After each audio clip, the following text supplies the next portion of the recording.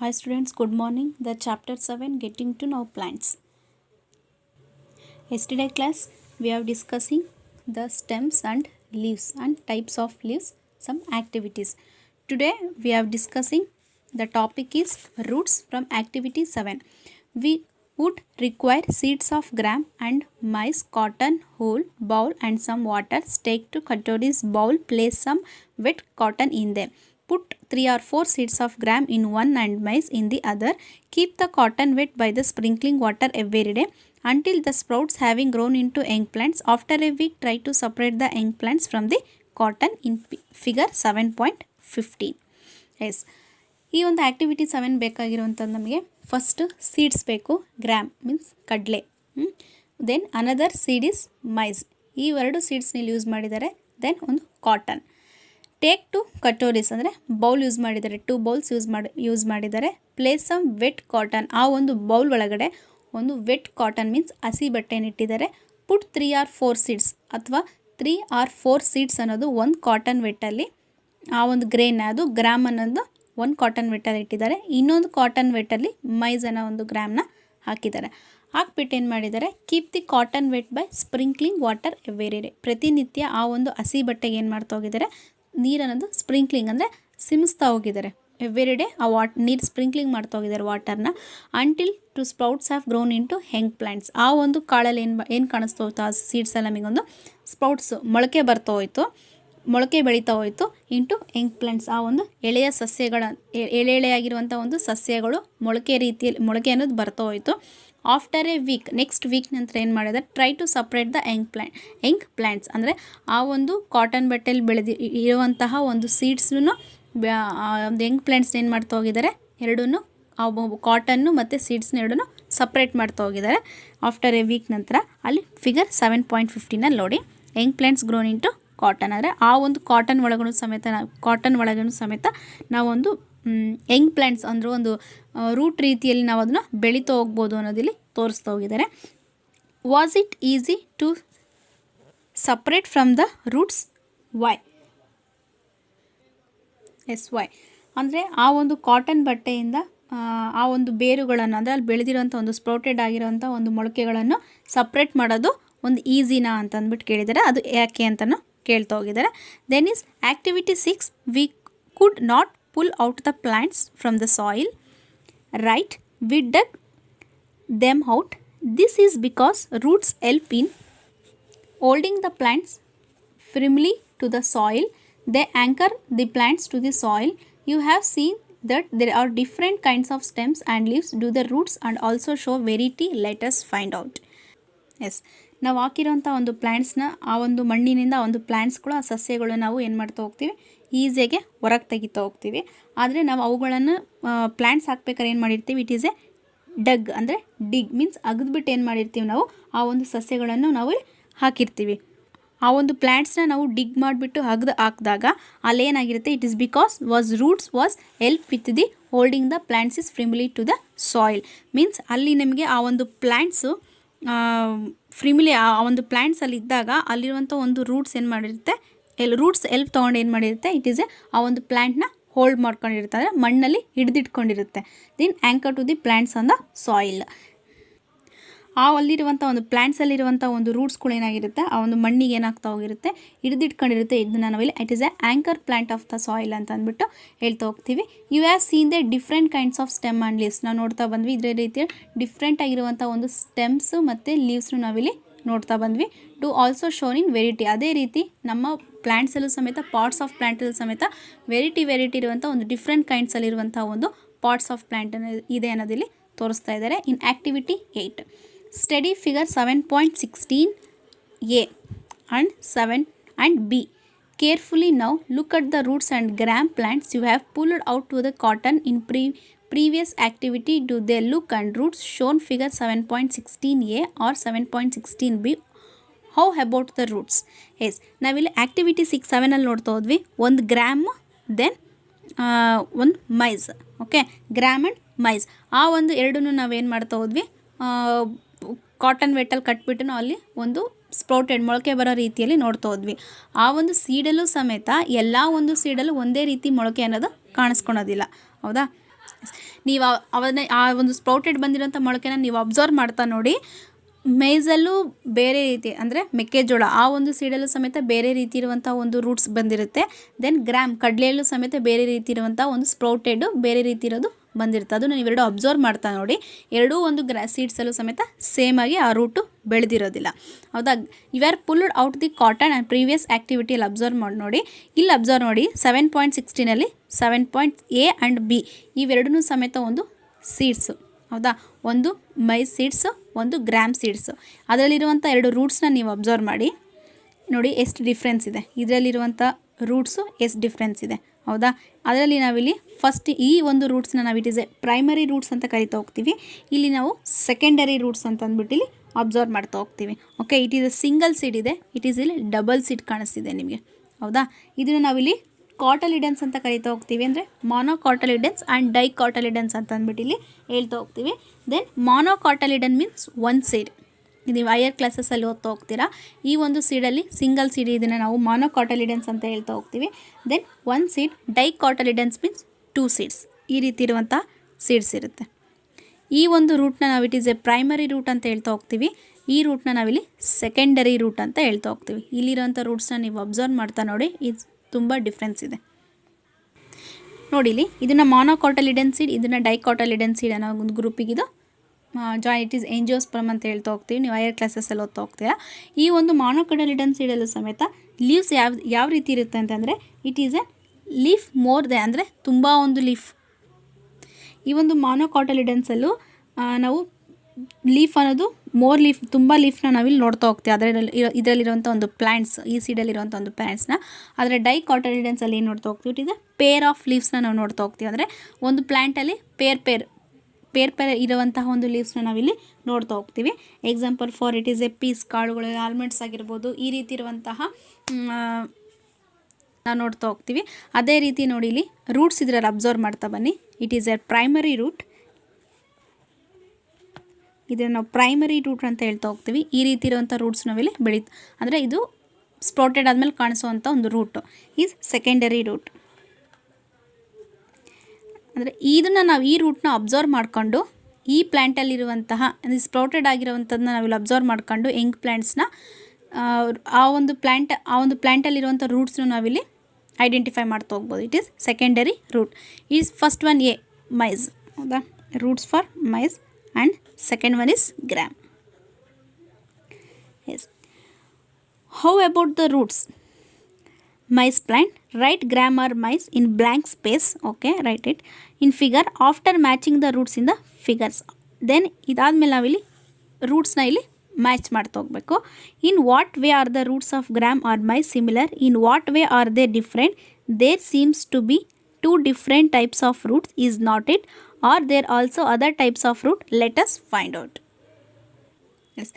In what way of the roots of the gram in maize similar? ಅಂದರೆ gram ಮತ್ತು mice, ಆ ಒಂದು mice means ಮೆಕ್ಕೆಜೋಳ, ಇದರ ಒಂದು ಬೇರುಗಳು ಯಾವ ರೀತಿಯಲ್ಲಿದೆ ಅಂತ ಅಂದ್ಬಿಟ್ಟು ಇಲ್ಲಿ ವಿತ್ ಕ್ವಶನ್ ಮಾರ್ಕ್ ಹಾಕಿದ್ದಾರೆ, ನೀವು ಅಬ್ಸರ್ವ್ ಮಾಡ್ಬೋದು. ಇದೇ ರೀತಿ it is a different types of ಆಗಿರುವಂತಹ ನಾವು ರೂಟ್ಸ್ನ ಇಲ್ಲಿ ನೋಡ್ತಾ ಹೋಗ್ಬೋದು. ನೆಕ್ಸ್ಟ್ ಆ್ಯಕ್ಟಿವಿಟಿ 9 ನೋಡ್ತಾ ಹೋಗೋಣ. ಗೋ to an open ground where main wild plants are growing.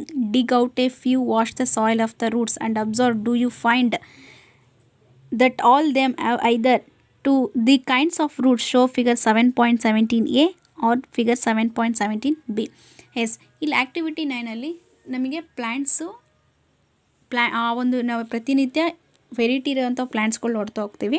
ಆ ಒಂದು ಪ್ಲ್ಯಾಂಟ್ಸಲ್ಲಿ ನಾವು ರೂಟ್ಸ್ಗಳು ನಮಗೆ ಯಾವ ರೀತಿ ಇರುತ್ತೆ ನಾವು ನೋಡ್ತಾ ಹೋಗಲ್ಲ, ಯಾವ ರೀತಿ ನಮಗೆ ಅದು ಕಾಣಿಸ್ತಾ ಹೋಗಲ್ಲ. ರೂಟ್ಸ್ ಅನ್ನೋದು ಯಾವ ರೀತಿ ಇರುತ್ತೆ ಅನ್ನೋದು ನಮಗೆ ಕಾಣಿಸ್ತಾ ಹೋಗಲ್ಲ. ಇನ್ ಓಪನ್ ಗ್ರೌಂಡ್, ಒಂದು ಗ್ರೌಂಡಲ್ಲಿ ತುಂಬ ಇರುವಂಥ ವೈಲ್ಡ್ ಪ್ಲ್ಯಾಂಟ್ಸ್ನ ಇಲ್ಲಿ ಬೆಳೆಸಿರ್ತಾರೆ. ಡಿಗ್ ಔಟ್ ಆಫ್ ಎ ಫ್ಯೂ, ಅದನ್ನು ನೀವು ಇಲ್ಲಿ ಆ ಒಂದು ಪ್ಲ್ಯಾಂಟ್ ಹತ್ರ ಹೋಗಿ ಅಗಿರಿ, ಅದನ್ನು ಡಿಗ್ ಮಾಡಿಬಿಟ್ಟು ಆ ಒಂದು ಸಾಯಿಲ್, ಆ ರೂಟ್ಸ್ ಅನ್ನೋದು ಎಲ್ಲ ಸಾಯಿಲ್ಗೆ ಇದಾಗಿರುತ್ತಲ್ವ, ಅವಾಗ ಏನು ಮಾಡ್ತಾ ಹೋಗಿ ಆ ಒಂದು ರೂಟ್ಸ್ನ ವಾಶ್ ಮಾಡ್ತಾ ಹೋಗಿ. ವಾಶ್ ಮಾಡಿದಾಗ ಆ ಒಂದು ರೂಟ್ಸ್ನ ವಾಶ್ ಮಾಡಿದಾಗ ಅದರಲ್ಲಿಂಥ ಸಾಯಿಲ್ ಎಲ್ಲ ಹೊರಗಡೆ ಬರುತ್ತೆ, ಸಪ್ರೇಟ್ ಆಗುತ್ತೆ. ಆವಾಗ ನೀವು ಅಬ್ಸರ್ವ್ ಮಾಡ್ತಾ ಹೋಗಿ. ಅಬ್ಸರ್ವ್ ಮಾಡಿದಾಗ do you find that either kinds of roots? ಆವಾಗ ನೀವು ಪ್ಲ್ಯಾಂಟ್ಸ್ನ ನೀವೇ ಇಟ್ಕೊಂಡು ಅಬ್ಸರ್ವ್ ಮಾಡ್ತಾ ಹೋಗಿ. ಆ ಒಂದು ಪ್ಲ್ಯಾಂಟ್ಸಲ್ಲಿ ಎರಡೂ ಪ್ಲ್ಯಾಂಟ್ಸಲ್ಲಿರೋ ರೂಟ್ಸ್ನ ನೀವು ಅಬ್ಸರ್ವ್ ಮಾಡ್ತಾ ಹೋಗಿ. ಇಟ್ ಈಸ್ ಎ ಡಿಫ್ರೆಂಟ್ ಇರುತ್ತೆ. ಹೌದಾ? ಎಲ್ಲ ಪ್ಲ್ಯಾಂಟ್ಸಲ್ಲೂ ಒಂದೇ ರೀತಿ ಇರೋಂಥ ರೂಟ್ಸ್ ಇರೋಲ್ಲ. ಓಕೆ, ಆ ಒಂದು ರೂಟ್ಸಲ್ಲೂ ಸಮೇತ 2 ಟೈಪ್ಸ್ ಬರ್ತಾ ಹೋಗುತ್ತೆ. ಒಂದು tap root and fibrous root. Yes, tap root and fibrous root. Observe ಮಾಡಿ, ಈ ರೂಟ್ ಅಬ್ಸರ್ವ್ ಮಾಡಿ, ಈ ರೂಟ್ ಅಬ್ಸರ್ವ್ ಮಾಡಿ. ಹೌದಾ, ಈಸ್ ಡಿಫ್ರೆನ್ಸ್ ಇದೆ. ನೋಡ್ತಗೋಣ. The roots of kind shown in figure 7.a. ಈ ರೂಟ್ಸ್ ಅಬ್ಸರ್ವ್ ಮಾಡಿ. The main root is called tap root and smaller root is called lateral roots. It is a main root. ಈ ರೂಟ್ನ ನೀವಿಲ್ಲಿ observe ಮಾಡ್ತಾ ಹೋಗಿ. It is a main root, ಮಿಡ್ಡಲ್ಲಿದೆ ನೋಡಿ. ಈ ರೀತಿ ಪ್ಯಾರ್ಲಲಲ್ಲಿ ರೂಟ್ಸು ಬೆಳೀತಾ ಹೋಗಿದೆ. ಹೌದಾ, ಇದನ್ನು ನಾವು ಲ್ಯಾಟ್ರಲ್ ರೂಟ್ಸ್ ಅಂತ ಕರಿತಾ ಹೋಗ್ತೀವಿ. ಇದನ್ನು ನಾವು ಟ್ಯಾಪ್ ರೂಟ್ಸ್ ಅಂತ ಕರಿತಾ ಹೋಗ್ತೀವಿ. The plants with roots are shown in figure 7.b do not have main root all the same similar and this called fibrous root. ಇದರಲ್ಲಿ ನೋಡಿಲಿ ಸೇಮ್ ಇರುತ್ತೆ, ದೆನ್ ಮೇನ್ ರೂಟ್ಸ್ ಇರಲ್ಲ. ಇದಕ್ಕೆ ಮೇನ್ ರೂಟ್ ಈ ರೀತಿ ಇರುವಂಥ ಮೇನ್ ರೂಟ್ ಇಲ್ಲ ಈ ಒಂದು ಫೈಬ್ರಸ್ ರೂಟಲ್ಲಿ. ಇದನ್ನು ನಾವು ಫೈಬ್ರಸ್ ರೂಟ್ ಅಂತ ಕರಿತೀವಿ. ಇದನ್ನು ನಾವು ಟ್ಯಾಪ್ ರೂಟ್ ಅಂತ ಹೇಳ್ತಾ ಹೋಗ್ತೀವಿ. Separate the plants have collected into 2 groups. ಇಲ್ಲಿ ಅದೇ ರೀತಿ yes, separate the plants you are collected 2 groups in a group A. Put this have a tap roots and group B those are fibrous root. ಇಲ್ಲಿ tap ರೂಟ್ನು ಹೊಂದಿರುವಂತಹ ಕೆಲವು ಪ್ಲ್ಯಾಂಟ್ಸ್ಗಳು ಮತ್ತು fibrous route ಹೊಂದಿರುವಂಥ ಒಂದು ಪ್ಲ್ಯಾಂಟ್ಸ್ಗಳನ್ನ ನೀವಿಲ್ಲಿ ಗ್ರೂಪ್ ಮಾಡ್ತಾ ಹೋಗಿ, ಅಂದರೆ ಒಂದು ಪಟ್ಟಿ ಮಾಡ್ತಾ ಹೋಗಿ. ಅಂದರೆ ಆ ಒಂದು ಪ್ಲ್ಯಾಂಟ್ಸು ಫೈಬ್ರಸ್ ರೂಟ್ ಇರುವಂತಹ ಯಾವ ಪ್ಲ್ಯಾಂಟ್ಸು ಹೊಂದಿರುವಂಥದ್ದು, ಟ್ಯಾಪ್ ರೂಟ್ ಹೊಂದಿರುವಂಥ ಒಂದು ರೂಟು ಯಾವ ಪ್ಲ್ಯಾಂಟ್ಸ್ ಅನ್ನೋದು ನೀವಿಲ್ಲಿ ಒಂದು ಗ್ರೂಪ್ ಮಾಡ್ತಾ ಹೋಗಿ ಅಂತ ಹೇಳಿದ್ದಾರೆ. And what kind of variations do they have, what kind of variation do U C the plants of group B.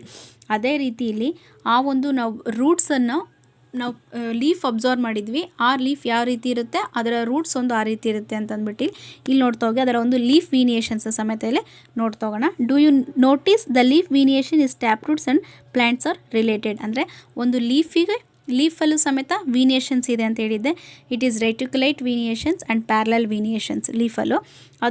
ಆ ಒಂದು ರೂಟಿಗೂ ಮತ್ತು ಒಂದು ಲೀಫಿಗೂ ಒಂದು ಇಟ್ ಈಸ್ ಎ ರಿಲೇಟೆಡ್ ಇದೆ.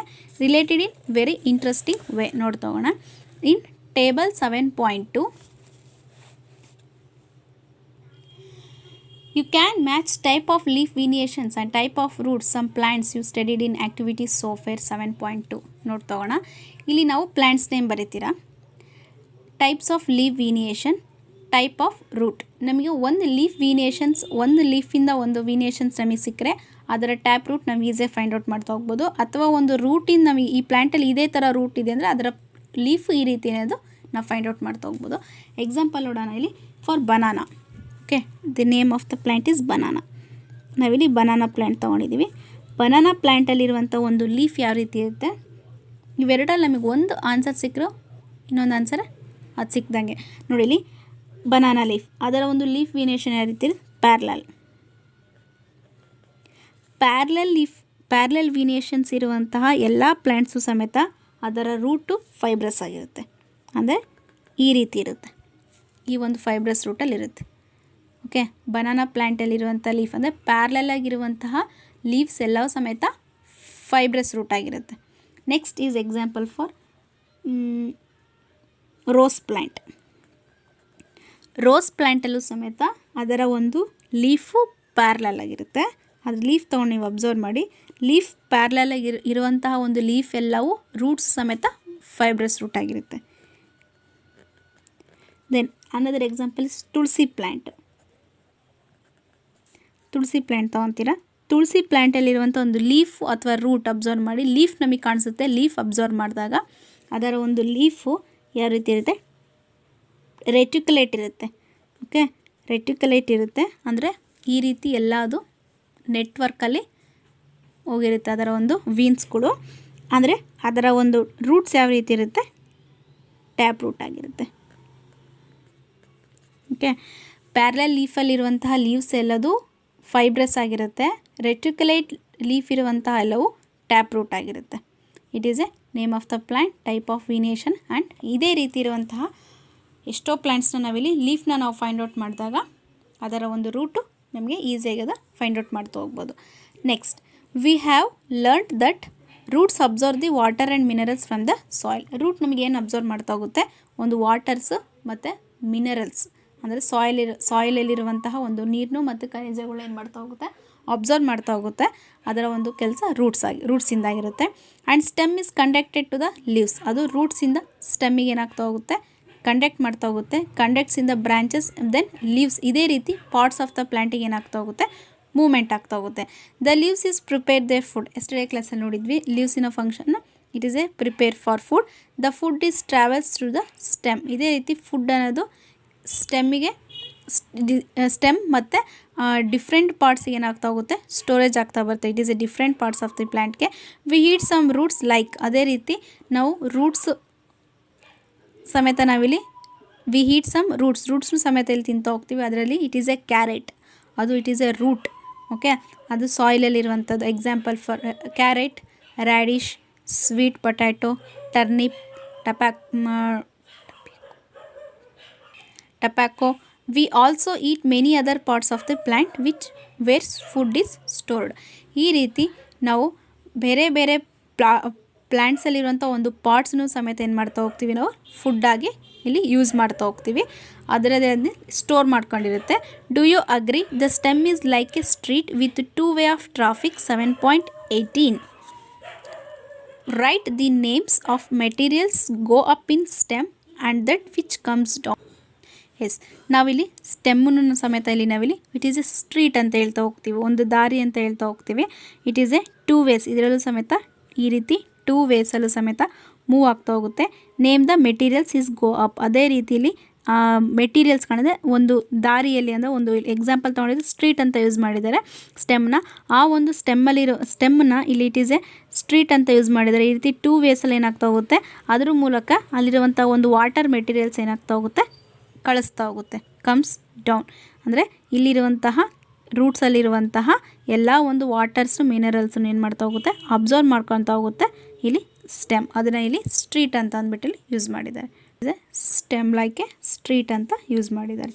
ನೆಕ್ಸ್ಟ್ ಮೀನ್ಸ್ ಇದ್ರ ಮೂಲಕ, ಆ ಒಂದು ಸ್ಟೆಮ್ಮಿನ ಮೂಲಕ ಏನಾಗ್ತಾ ಹೋಗಿದೆ, ಎಲ್ಲ ಒಂದು ಪಾರ್ಟ್ಸ್ ಆಫ್ ದಿ ಪ್ಲ್ಯಾಂಟ್ಗೆ ಏನಾಗ್ತಾ ಹೋಗಿದೆ, ಮೂವ್ ಆಗ್ತಾ ಹೋಗಿದೆ ಒಂದು ಮಿನರಲ್ಸ್ ಅಂತ.